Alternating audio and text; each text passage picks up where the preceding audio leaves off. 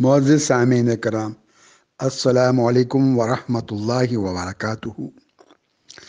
آپ کو ہمارے یوٹیوب چینل نعرہ حق اسلام آباد میں خوش آمدید۔ آپ کی خدمت میں ہمارے یوٹیوب چینل کی خبروں اور تجزیوں پر مشتمل پروگرام وفاقی دارالحکومت کے معروف صحافی قیصر بٹ پیش کرتے ہیں۔ آج دسمبر کی 17 تاریخ ہے اور 2022 کا سال۔ آج ہمارے پروگرام کا موضوع پاکستان کے عالمی شہرت یافتہ جاسوسی کے ادارے ISI کے سابق سربراہ لیفٹیننٹ جنرل ریٹائرڈ فیض حمید کے سیاسی مستقبل کے حوالے سے ہے۔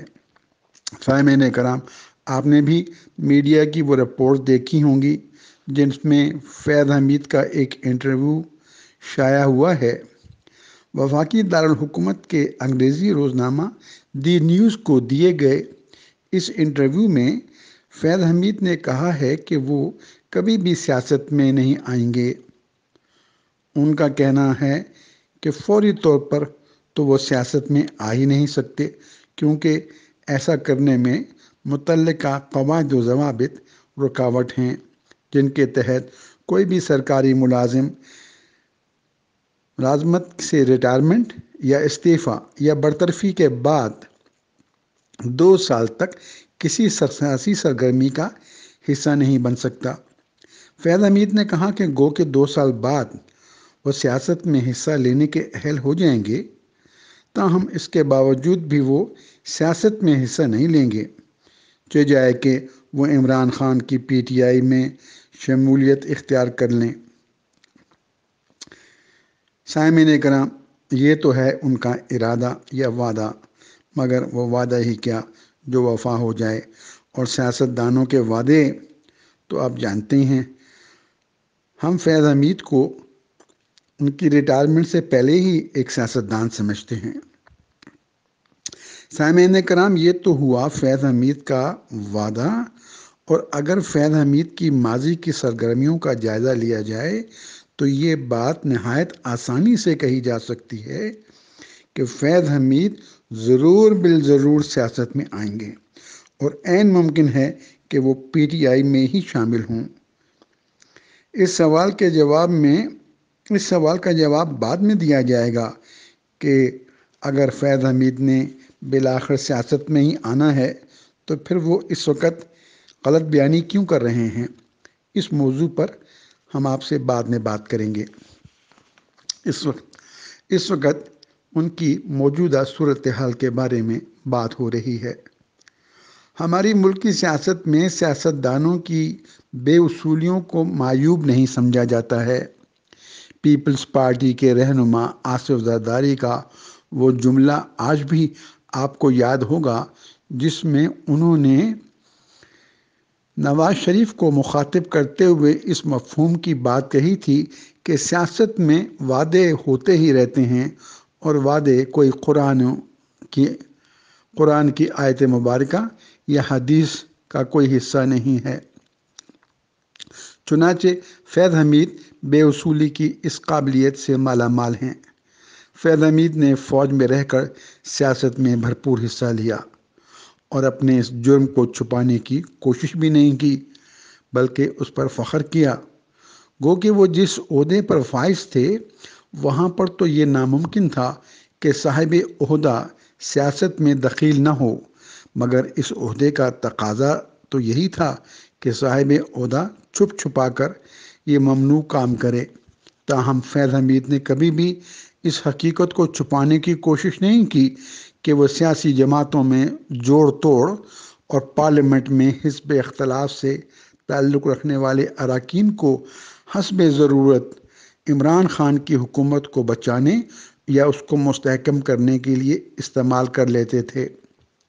سب کو معلوم ہو جاتا تھا کہ فیض حمید کے خفیہ ہاتھوں کے ذریعے قومی اسمبلی یا سینٹ میں حزب اختلاف کے اراکین نے خفیہ بیلٹ میں عمران خان کی حکومت کے حق میں ووٹ دیا ہے۔ اکثر یہ بھی ہوتا تھا کہ حزب اختلاف سے تعلق رکھنے والے اراکین عین موقع پر قومی اسمبلی یا سینٹ سے اٹھ کر چلے جاتے تھے، یعنی یہ وہ موقع ہوتا تھا جب ووٹنگ ہونے کے قریب ہوتی اور یہ شبہ کیا جاتا کہ اس موقع پر عمران خان کی حکومت ووٹنگ میں ہار جائے گی۔ چنانچہ اس موقع پر فیض حمید کا جادو کام کرتا اور حزب اختلاف سے تعلق رکھنے والے اراکین پارلیمنٹ عین موقع پر یا تو منظر سے غائب ہو جاتے یا گھر سے ہی نہ آتے۔ اس طریقے سے فیض حمید عمران خان کی حکومت کو گرنے سے بچا لیا کرتے تھے۔ فیض حمید پبلسٹی کے بے حد شوقین ہیں۔ اسلام آباد، لاہور، پشاور اور کراچی کے علاوہ دیگر شہروں کے میڈیا کے صحافیوں اور ٹی وی چینل کے اینکرز اور میڈیا مالکان کے ساتھ ان کے قریبی مراسم تھے اور اب بھی ہیں۔ فیض حمید بادشاہ گر یا کنگ میکر کہلانے کے بڑے شوقین تھے۔ اب وہ کہتے ہیں کہ وہ کسی بھی سیاسی جماعت میں شمولیت نہیں کریں گے، حالانکہ پیپلز پارٹی کے نامور رہنما اور چوٹی کے وکیل اعتزاز احسن نے ایک ٹویٹ میں کہا ہے کہ فیض حمید 2 سال بعد پی ٹی آئی میں شمولیت اختیار کریں گے۔ موصوف کو سوشل میڈیا میں پی ٹی آئی کے ایکٹیوسٹ مستقبل کا پی ٹی آئی کا نائب چیئرمین بنا کر پیش کرتے ہیں۔ پی ٹی آئی میں عام کارکن بھی سوشل میڈیا میں فیض حمید کو اپنی جماعت کا ہیرو بنا کر پیش کرتا ہے۔ حال ہی میں جب جنرل باجوہ کی فوج سے ریٹائرمنٹ کے بعد نئے آرمی چیف کے بارے میں مختلف افواہیں اور پیشن گوئیاں کی جا رہی تھیں تو social media per P T I کے ایکٹیوسٹ کھلم کھلا فیض حمید کو باجوہ کے بعد اگلا آرمی چیف بتا رہے تھے۔ اس کے علاوہ خود عمران خان بھی فیض حمید کے بڑے معترف ہیں۔ خدا جانے کہ فیض حمید کی کس خوبی نے عمران خان کو فیض حمید کا مداح بنا رکھا ہے۔ حالانکہ حقیقت یہ ہے کہ عمران خان اور باجوہ کے درمیان اختلافات اور بعد میں گرما گرم لڑائی کی سی کیفیت فیض حمید نے ہی پیدا کی تھی۔ یہ وہ وقت تھا جب جنرل باجوہ نے بطور چیف آف آرمی اسٹاف فیض حمید کو آئی ایس آئی کے عہدے سے ہٹا کر پشاور کا کور کمانڈر لگا دیا تھا، مگر عمران خان نے علل اعلان باجوہ کے اس فیصلے کو ٹھکرا کر ان کی اور فوج کی توہین کی تھی اور فیض حمید کو اپنے عہدے کا چارج نہ چھوڑنے کا حکم دیا تھا۔ یقینی طور پر عمران خان نے باجوہ سے وہ ٹکر فیض حمید کے کہنے پر ہی لی تھی، کیونکہ جیسا کہ بعد کے حالات نے ثابت کیا کہ فیض حمید باجوہ کے بعد آرمی چیف بننے میں نہایت گہری دلچسپی رکھتے تھے اور عمران خان کی بھی یہی تمنا تھی۔ کہا جاتا ہے کہ عمران خان اور فیض حمید کی منصوبہ بندی یہ تھی کہ فیض حمید کو باجوہ کے بعد آرمی چیف لگایا جائے تاکہ اگلے 5 سال بھی وہی پرائم منسٹر رہیں، اور اس بات کا عمران خان کئی مرتبہ اعلان کر چکے تھے کہ اگلے 5 سال بھی حکومت پی ٹی آئی کے پاس ہی ہوگی۔ فیض حمید چیف آف آرمی اسٹاف بننے میں کس قدر دلچسپی رکھتے تھے، یہ بات سارے متعلقہ لوگوں کے علم میں ہے، حالانکہ وہ سینیارٹی میں 5ویں نمبر پر تھے۔ تاہم مگر فیض حمید کو یہ غلط فہمی تھی کہ عمران خان پاکستان کے وزیر اعظم ہیں اور وہ کسی وقت بھی انہیں آرمی چیف لگا سکتے ہیں۔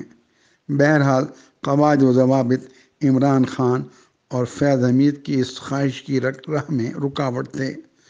اس صورتحال میں جب باجوہ نے فیض حمید کا تبادلہ پشاور کیا تو انہیں اس کو تسلیم کرنا چاہیے تھا۔